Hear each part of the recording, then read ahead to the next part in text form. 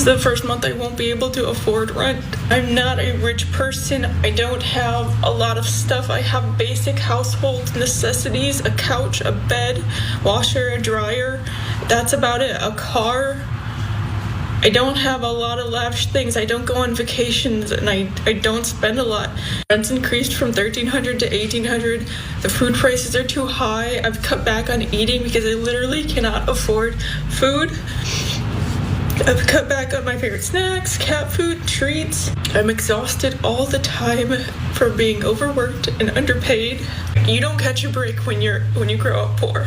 I don't need much to be happy. I just want to be able to live comfortable. I just really need to catch a break right now. I'm trying so hard, and I feel like I'm not doing enough. I don't have family. I don't have anything to fall back on. Now, after seeing that, a normal person would say, oh, it looks like it's difficult for her. Maybe I should just try to understand her plight. Not Tim Pool. Tim Pool says, get you a high value man and make babies for him. Garbage person. I do think if this woman was stressed out and didn't want to worry about this, she has an option. Historically, what she could do is she could find a high value man who generates a large sum of money, enough to sustain this house, and offer him something he would want in exchange. Now, typically that would be a family and companionship and emotional satisfaction, all those things that come with a loving relationship. Maybe they don't want to have kids, and that's fine too. Perhaps she could find someone to pair bond with. And if she doesn't like working so hard, she could find a man who makes more than she does. Really, that's it. There's something in the way that he says pair bond, where he's like reading from a glossary of terms that is in a pamphlet only distributed to the worst, saddest men on earth as part of like a very toxic self-help program. Pair bond with them. What does that mean? Is this a psychological term? I'm sure it's in some book. It is a term. It is a term that is used by serious academics on the one hand, and guys for whom they can only think about relationships in terms of like you're talking about the moves that Pokemon would use. Before we continue with the story, we depend on members to keep on going. Don't wait. Click join now on YouTube. Like they're very weird people that cannot make authentic emotional attachments to people. That doesn't mean they can't have any attachments. As Skittlebutt Dragonrest points out, he is clearly pair bonded to that beanie. But hilarious. They're very deeply weird people with deeply toxic views of women. They hate and fear and lust after women. They delight at the idea that this woman is in a difficult circumstance. He sees it as like his opportunity to tell her to fit into the very narrowly tailored societal and cultural roles that he's comfortable with her being in. Yeah, that's what it is. It's like, well, let me pitch you in a super condescending way that will not make you attracted to these guys, but let me break you like a brood mare, like a wild horse. Let me break you to the point where now I can mate with you. Like, do you think that hasn't crossed her mind? That she should just like find someone that she should be in a relationship with to get rid of. We've all thought about that. It's the same reason we buy lottery tickets here.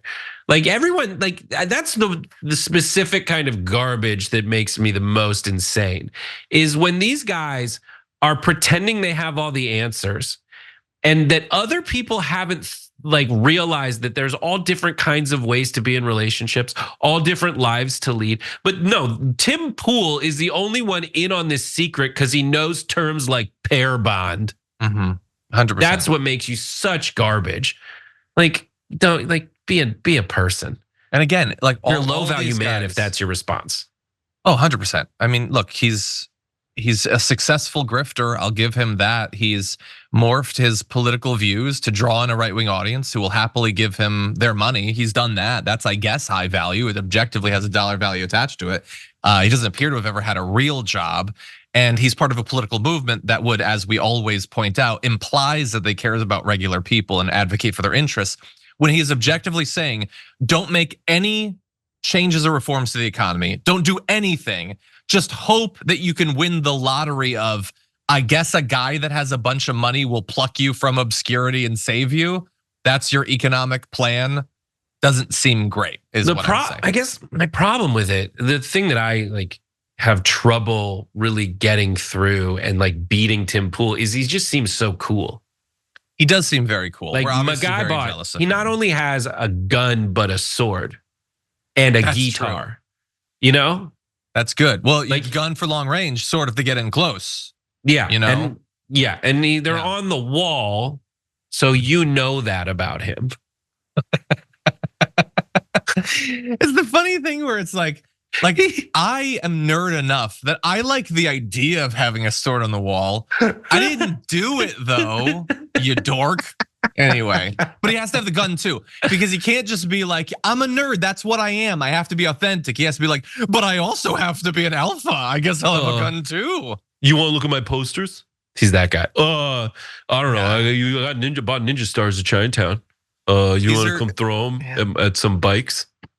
It's just a variety of guys that did not have the elementary, high school, and college years that they wanted. They were broken by that experience, and now the only way they can find any even temporary peace is by breaking men worse and taking their money. Instead of doing what actual good people do, which is say, I've faced some struggles in my life. I found a solution that seems to work for me. It may work for you, it may not, but let's be decent about it. No, he's pretending he's part of this epic struggle to save masculinity when he like obviously can't muster it.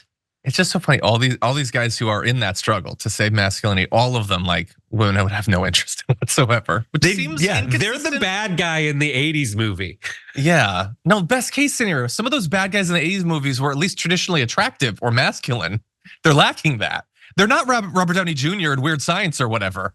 But anyway, and I also just want to point out the particular irony for him is that he originally was cosplaying as like a guy who cared about people during Occupy Wall Street. That was like his thing, was he was reporting from Occupy Wall Street, you know, which was this like broad-based movement to try to bring some sort of equity to the economy. And now when someone is struggling, as the people were during Occupy Wall Street, his advice is stop trying to have a career, just go F somebody. Like, a little bit of a devolution since then. But anyway, great garbage person, Brett, I love it.